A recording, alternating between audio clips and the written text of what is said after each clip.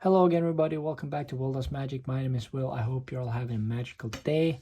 Now, I'm sorry if my voice is not sounding the same as it's used to. I've been sick lately, so I apologize for that in advance. But first of all, I want to say a big thank you for making us almost hit 400 subscribers as I'm doing this video. It's a huge milestone. We're under 100 away from 500. So please, guys, push this content out if you love magic and if you want this channel to grow. And it really does give me inspiration to keep going with this. And I do appreciate every comment that I get from you guys every time. It makes me smile. It makes me want to do more. So please keep commenting on my videos. If you're new to the channel, please subscribe to it as well and leave a like on this video if you like it. But for now, let's do a card trick. Alright, so for this trick, guys, we only actually need 8 cards. So I'm just going to go ahead and give the deck a quick shuffle and count down 1, 2, 3, 4, 5, 6, 7, 8 cards, and we can get rid of the rest of the deck. Now, I'm going to let you select any card for free. So let's say you select the card right over there. And then I'm going to have you take a look at it. Remember it. You got it? Alright, then I'm going to take the deck or card and place it back in the deck. And we're just going to give the deck a quick little shuffle. Now, I'm going to split the deck into 2 piles. So 2 piles of 4. And I want you to tell me afterwards if you saw it in the first pile or the second pile. Alright? So in this first pile, we've got the Ace of Hearts, the 5 of Hearts, the 10 of Hearts, and the 9 of Hearts. Now I'm going to place the 4 cards from pile number 1 over here. Remember that. Now, if we look at pile number 2, we got the Jack of Spades, the Ace of Spades, the Queen of Hearts, and the 9 of Spades. And I'm going to take and place these cards right over here. Now, I want you to tell me if your card was in the pile number 1 or pile number 2. It's in pile number 1. All right, what was your card? The 5 of Hearts. All right, I'm going to use my magic, and I'm going to grab the 5 of Hearts from this deck, take it out, and put it in the other deck. Now, you won't see this happen because it's going to happen so fast, but I'm going to try to do it as slowly as possible. You ready? All right, so going in, grabbing the card in the other deck. You were sure your card was in pile number 1, right? Well, there's only 3 cards left, and your card was the what? The 5 of Hearts. The 5 of Hearts is gone from pile number 1.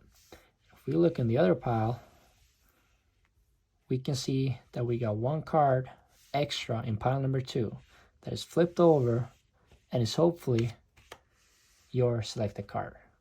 Now, that was the trick, guys. I hope you enjoyed it. Now let's get into the tutorial of this trick. So for this trick, guys, there's a few slides that you need to know about. You can make this harder or easier. This is the way I like to perform it. You can even use the whole deck. You can use a card box as a kind of lock, if you want to call it, or a box where the cards end up. It's all up to you how you want to perform it. The basic principle is you need 8 cards. And I'm going to walk you through all the steps here. So you start with 8 cards. Now, these can't actually be any cards from the deck. You just have to pick out 8 cards, really. You can let the spectator do it if you want. And then they're going to choose a card at random. And this is a free choice. So let's say select the card right over there. Now, while they're looking at the card, you want to make sure that you split the deck into 2 halves. So in the top half, I want you to have 4 cards. In the bottom half, I want you to have 3 cards. So when you put their selected card in this case, the 9 of Hearts, they're putting it on top of the 3 cards and having the 4 cards on top of itself. Now, that's the start. From here, you want to give the deck a quick little shuffle. Now, you want to do it twice. You want to run 3 cards the first time and 4 cards the second time. So 1, 2, 3 to the bottom. And then 1, 2, 3, 4 the second time. Now, what this does, it always makes sure that their card is in the 7th position from the top.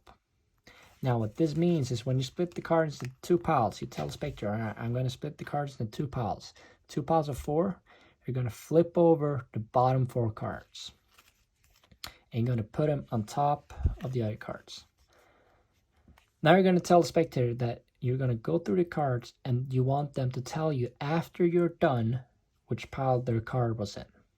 Now, you want to hold the deck in a Biddle grip. I think I've gone through this in a previous video, but if I haven't, between your long finger and your thumb, and you want to use your other hand, now you can do this either way depending on which hand you're more dominant with, but you're going to peel off that first card, saying it's 5 of hearts.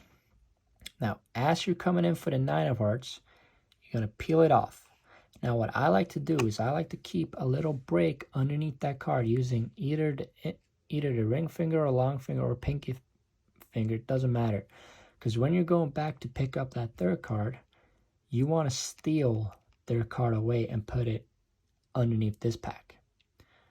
So you pick up the 5, you pick up the 9, keeping a break, you go in to steal the third card, and you're gonna use your long finger in your Biddle grip hand and steal that card away. That's why we keep a break right here. So you're going to steal that card while taking away that third card. So what happens? The first card, 5 of hearts. The second card, a 9 of hearts. You keep a break. You go in to get the third card. You slide it in. You grab it with your long finger and your thumb if you want to, but mainly your long finger. You slide off that third card. Now, when you're going in and sliding that 9 of hearts in, I want you to make sure that it's flush towards this side, because you don't want to leave it sticking out. You pull out the king and there's your 9. You want to make sure that you really get all the way in when you're leaving that card. So Biddle grip, got a break, long finger's ready to grab it. You go in, you square them up, you leave it, you grab it, and you pull out. From here, you pull out the 4 card, 9 of spades, and you turn this card over, or these 4 cards, or 3 cards actually, but you tell the spectator, all right, was your card one of those 4 cards? Now, as they're answering this, you're going to take and push out 2 cards from the top and put them to the bottom of this, because remember, there's their selected card. So you want to cover that by taking 2 cards from the top and put them to the bottom. And they'll always say, yes, my card was in that pile. So you turn this pile over and say, all right, just to make sure. And you're going to do a bit of a special fan here, which is going to use a lot of finger movements, but you're going to get used to it once you practice it. You want to keep the cards in a Biddle grip again. First card, thumb out. Simple slide out. You'll know exactly how much pressure you got to put on the long finger and thumb once you practice it, but simple. The second one is going to be the first bottom card that's going to be pulled out with your index finger. The second bottom card is going to be pulled out with your long finger.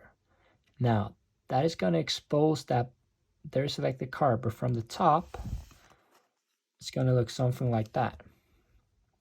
And when you square them, or when you hold them like this, you can put a bit of pressure on them, and this card is not going to split, because beneath this card is their selected one. So once again, thumb out, index out, long finger out, you spread them out, put a bit of pressure down the middle, and the cards will stay intact. One last time, a bit quicker if you want. You can go like that. Now that was a pretty bad spread for me, I'm not gonna lie, I'll do it again. And you show them and you tell them, all right, so your card was not one of these cards then, am I right? No. You square them up, you put them to the side. Now here's where you can put them inside a box if you want to. I personally feel like there's too much going on by then, so I just put them on the table. And then you say, all right, I'm going to take your card from this pile, I'm going to take it out, and I'm going to put it in the other pile without you seeing it. Now, this is only a pure acting performance, probably worth an Oscar if you're asking me, but I'm going to take your card out, and I'll put it in the other pile, and it's going to go so quick you won't see it. And then you're just acting away to say that, all right, I'll pick up your card, I'm putting it in. And then you make it suspenseful by saying, we only got 3 cards left, and you were sure that your card was the 9 of hearts, right? Well, the 9 of hearts is not here anymore, which means that if I succeeded, 1 card has jumped from that pile into this pile, and it's hopefully your 9 of hearts. Now that was the trick, guys. I hope you enjoyed it. As I said, if you liked the video, please leave a like on it. If you're new to the channel, subscribe. And if you want to see more magic in the future, comment what you guys want to see.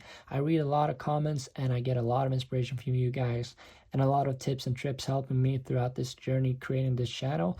And I'm so appreciative of that, and I really do like that you guys are engaging in all the videos and the content that we're producing. I'm going to create a new concept here that's called Magical Monday. So without further ado, that's it for this video. I hope you all be having a magical Monday, and I'll see you next time. Bye.